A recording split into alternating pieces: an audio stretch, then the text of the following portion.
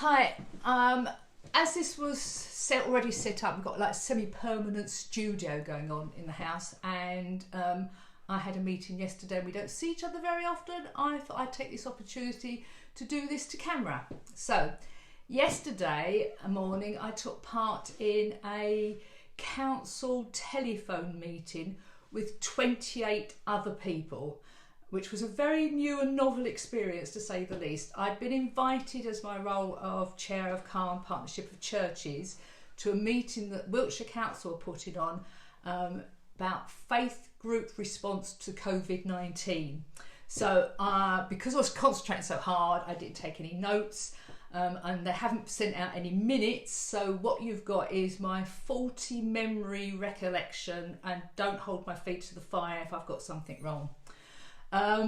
Because it was the council, the invite came out late with no agenda to start with. It came out on Friday. I don't know what they thought churches might be doing over the weekend, but obviously it was quite late to get anything out to people and then get responses back from them. So our region of Wiltshire was quite well represented. There was people there from Chippenham, from Calne, from Corsham, Devizes, Melksham, Malmesbury. But it did go as wide as somebody from the cathedral in Salisbury, from the chaplain to the police, to people way down in the south of the county. Faith groups was quite wide. There were some Muslim groups that were represented. There was a Druid. There was, I think, a Wicca, or he may have come from Wickham, but he did talk about new travellers, New Age travellers. So I think he was Wicca, as well as Christians. And then there were lots of people representing different church groupings, like Churches Together or other sorts of groupings, somebody there representing free churches and things like that. So the beginning of the meeting was a report back from what the churches were doing, and that took a huge chunk of time actually going through what people were doing. And there was loads of positive things about their responses to all sorts of things that were going on, helping, involvement with food banks, setting up sort of support groups and all those sorts of things. Whether they were Christian or not, the people seemed to be doing the same sort of things. Then there was a whole chunk where the council gave their response to the things that they were doing. So they talked about the stuff they were doing about people who were emergency shielding and the things they were providing for them, the various help hubs that they set up. They were very keen to point out that children and safeguarding is going ahead as normal. They'd had quite few referrals before the Easter holidays, but they're finding since the Easter holidays the number of referrals have been going back up, and they wanted to stress that that was still in operation. Although people were working from home, they were still going out on house visits and home visits as well. So there was that aspect. There was various other aspects of stuff that they were doing. There was stuff about grants being available to anybody that's doing a community project involved with COVID-19, and you just have to contact the council to get those. We were asked to send in written questions, and I sent in two, one about the Calne Food Bank and one about the traveller site at Thingley. But because the beginning of the meeting takes so long about introducing people, they only had time to take two of the questions that had been sent in from all the 28 people that were involved. One was from the Bishop of Swindon, who actually wasn't on the call but had obviously sent in questions, and his question was about the BAME community and the sort of economic inequality that had been had been caused by the virus.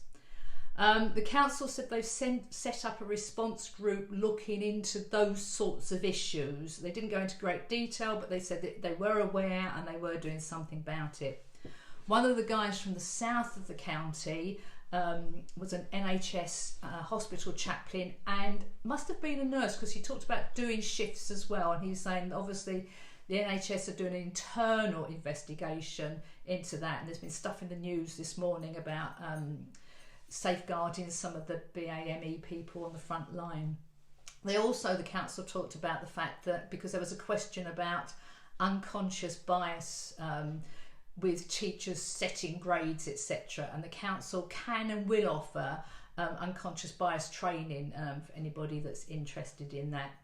The second question they took came about because somebody interrupted and talked about the New Age travellers, and Jessica Gibbons, who's the Communities and Neighbourhoods Director or something like that, was chairing it, said, oh, there'd also been a question about the travellers at Thingley.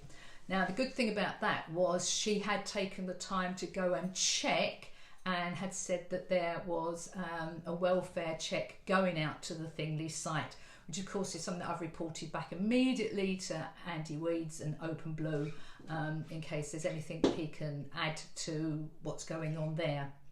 And that really was all the time, but there came a suggestion right at the very end that it might be possible to set up smaller focus groups, so that the thing was you had people who were like, I don't know everything that's going on in every church in our area, but I know there are people who've got greater expertise in things like the food bank and stuff like that.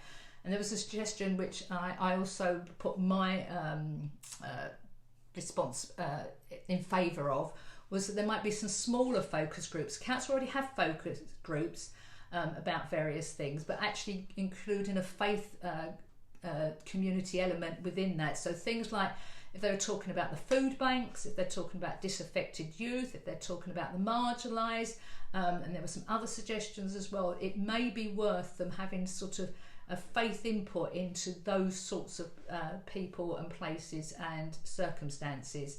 And they certainly like that as an idea, and they are going to follow up on that. Whether it happen, I don't know, but they're going to follow up on that. And that really was the sum total of our hour and a half meeting.